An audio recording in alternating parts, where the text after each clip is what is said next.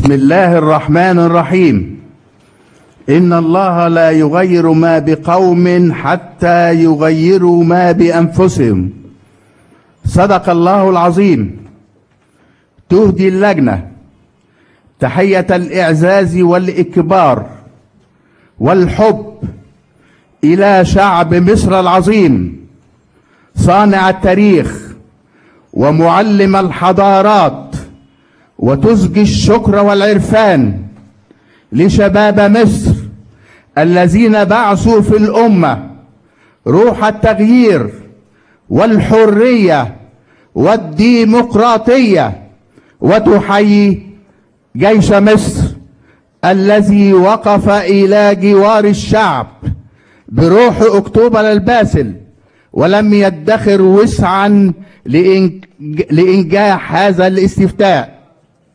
أما بعد، فقد جرى في اليوم 14 من شهر إبريل الآخر سنة 1432 هجرية، الموافق 19 من شهر مارس سنة 2011 ميلادية، الاستفتاء على تعديل الدستور في 43,059 لجنة فرعية في ظروف لم يسبق لها مثيل في بلد من بلاد الدنيا منذ عرفت الديمقراطية، إذ هب الشعب ليقول كلمته في مستقبل بلاده.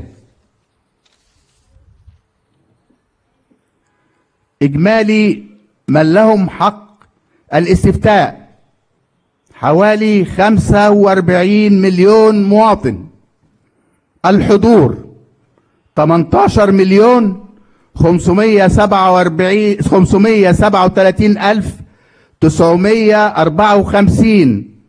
نسبة الحضور 41.19%.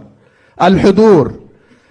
عدد الأصوات الصحيحة 18,366,764.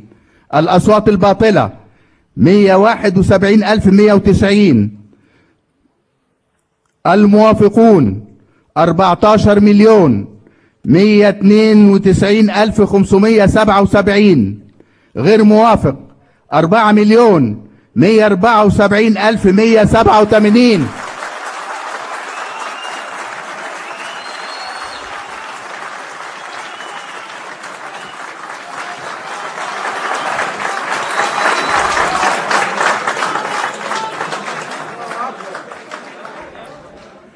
نسبة الموافقة 77.2%.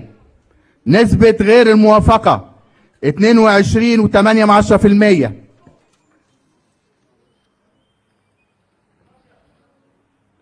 اللهم اجعل بلدنا هذا بلدا آمنا سخاء رخاء.